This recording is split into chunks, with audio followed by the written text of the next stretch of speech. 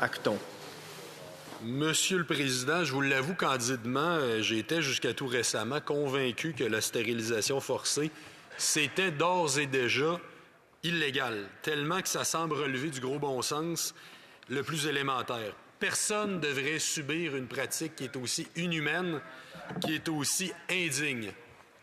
Malgré un cadre juridique qui est déjà strict au Québec et au Canada, et de multiples garanties qui protègent le consentement des patientes, cette exigence peut encore être compromise dans certains contextes cliniques, notamment lorsque des femmes autochtones ou issues de minorités se trouvent en situation de vulnérabilité. En inscrivant de manière explicite l'interdiction de la stérilisation forcée ou contrainte dans le code criminel, on offrira désormais aux victimes un recours clair pour engager des enquêtes et des poursuites, ces actes pouvant constituer, selon les circonstances, des voies de fait graves. C'est pourquoi nous sommes favorables au projet de loi S-228 et le Bloc québécois va voter en sa faveur. Une telle interdiction exercerait également un effet dissuasif sur les professionnels de la santé et encouragerait l'adoption de politiques au sein des hôpitaux, des associations médicales et des autres professionnels afin de garantir que les pratiques médicales respectent pleinement la loi. Le projet de loi précise qu'un acte de stérilisation constitue une blessure ou une mutilation pour l'application du paragraphe 228.1, c'est-à-dire voie de fait grave. Il vient aussi définir ce qu'est une stérilisation, puis ça, c'est utile de le faire. Alors, ça se lit comme suit.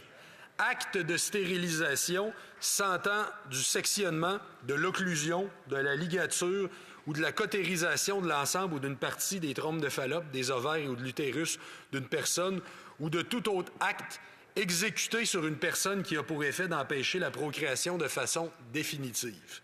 Que l'acte soit ou non réversible par une opération chirurgicale ultérieure. Fin de la citation. Les données historiques montrent que la stérilisation forcée ou sous contrainte des femmes autochtones au Canada s'inscrit dans un cadre eugéniste et colonial qui a perduré jusque dans les années 1970. Entre 1966 et 1976, on estimait à plus de 1200 stérilisations, dont environ 1150 femmes autochtones ainsi qu'une cinquantaine d'hommes ou de personnes dont le sexe n'était pas documenté, avec plus de 70 interventions supplémentaires sur des femmes du Nunavut. En Alberta, sous le régime du Sexual Sterilization Act, 74% des Autochtones présentés au Eugenics Board ont été effectivement stérilisés, contre 60% de l'ensemble des personnes présentées, ce qui illustre une surreprésentation nette des Autochtones dans ces programmes. La chercheuse Karen Stott, dans son ouvrage sur ces pratiques, documente à elle seule 580 stérilisations réalisées dans les Indian Hospitals fédéraux entre 1970 et 1975, ce qui laisse entendre que les chiffres disponibles, déjà élevés, ne représentent qu'un plancher, compte tenu des archives détruites, des dossiers incomplets et de l'absence de données systématiques par communauté ou identité. Peu de données semblent être publiques quant aux stérilisations qui auraient eu lieu avant les années 1960. Mais ne nous leurrons pas, ces chiffres doivent être alarmants. Dans ma communauté, étant membre de la nation Huron-Wendat, je n'ai pas eu vent qu'il y en aurait eu. Je ne suis pas au courant, c'est peut-être arrivé, mais je n'ai pas eu vent qu'il y en aurait eu. Cependant, les Premières Nations sont toutes solidaires entre elles. Sur le plan contemporain, l'ampleur du phénomène se reflète surtout dans les recours collectifs et les enquêtes plutôt que dans des statistiques administratives officielles. Un recours collectif déposé en Saskatchewan en 2017 regroupe plus d'une centaine de femmes autochtones de diverses régions alléguant des stérilisations forcées ou sans consentement libre et éclairé. Notamment des ligatures tubaires pratiquées entre 2008 et 2012. Au moins 55 femmes avaient déjà contacté les avocats dans ce dossier à la fin des années 2010. À l'échelle du pays, des organisations comme Femmes autochtones du Canada et divers rapports mentionnent au moins 5 recours collectifs en cours ou annoncés visant des établissements et des médecins dans plusieurs provinces. Au Québec, une étude universitaire citée dans les médias et par les groupes autochtones recense au moins 22 cas de stérilisation forcée ou sous contrainte de femmes autochtones entre 1980 et 2019. Et environ 30 femmes Atikamekw participent aujourd'hui à un recours collectif contre le CISSS de Lanaudière et 3 médecins pour des stérilisations non consenties pratiquées de 1980 à aujourd'hui. La stérilisation forcée ou contrainte n'a aucune place dans une société libre et démocratique. Il est impératif d'y mettre un terme définitif. Le projet de loi constitue une étape importante pour interdire explicitement la stérilisation forcée ou contrainte. Son adoption va permettre de renforcer la protection juridique des femmes vulnérables et d'affirmer la primauté du consentement libre et éclairé face aux stérilisations forcées. Lors de la dernière session parlementaire, le Comité sénatorial permanent des affaires juridiques et constitutionnelles avait partagé sa préoccupation selon laquelle il peut y avoir des tensions entre l'obtention du consentement à la stérilisation et l'intervention des médecins lors d'urgences médicales ou d'autres cas qui nécessitent la stérilisation.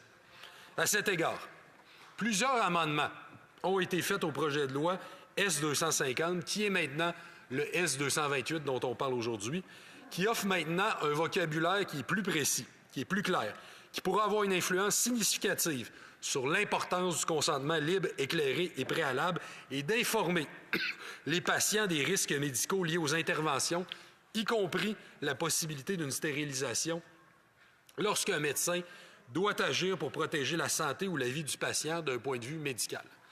Par ailleurs, certains groupes d'inclusion ont critiqué le projet de loi pour le manque de portée dans la définition d'actes de stérilisation pour y inclure les personnes qui seraient transgenres, non-binaires, intersexes ou les hommes. Il convient toutefois de souligner que la définition actuelle demeure inclusive puisqu'elle englobe, et je cite à nouveau, tout autre acte exécuté sur une personne allant pour effet d'empêcher de manière définitive la procréation. Quoi qu'il en soit, adopter des dispositions législatives ne suffit pas.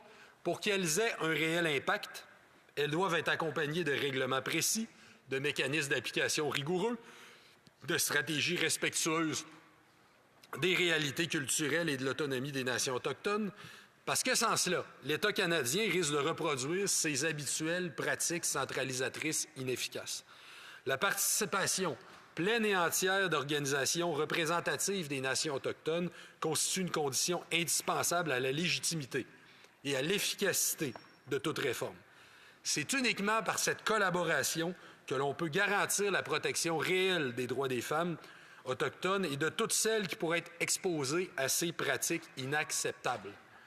De plus, toute intervention législative ou réglementaire en la matière doit se faire dans le plein respect des compétences du Québec et des provinces en matière de santé. Ottawa ne peut imposer des mesures uniformes qui contournent l'autonomie du Québec sous peine de reproduire les erreurs historiques de centralisation. La protection des droits des femmes et le contrôle des pratiques médicales relèvent d'abord des juridictions provinciales et toute réforme doit associer pleinement le Québec, ses institutions, ainsi que les organisations autochtones à sa conception et à sa mise en œuvre. Un exemple concret est celui du Collège des médecins du Québec qui, à la suite du rapport de la Commission de la santé et des services sociaux des Premières Nations du Québec et du Labrador, a adopté un plan d'action comprenant l'ajout d'un préambule à son code de déontologie reconnaissant les réalités des premiers peuples, le respect de toutes les identités et la lutte contre les inégalités systémiques, ainsi que la mise à jour obligatoire de la formation Aldo Québec avec un nouveau module responsabilité sociale portant sur l'équité, la diversité, l'inclusion et la santé planétaire. Donc voilà ce qui sera surveillé, voilà ce qui sera à mettre en place, mais pour l'heure, on est totalement en faveur de ce projet de loi. Merci, M. le Président.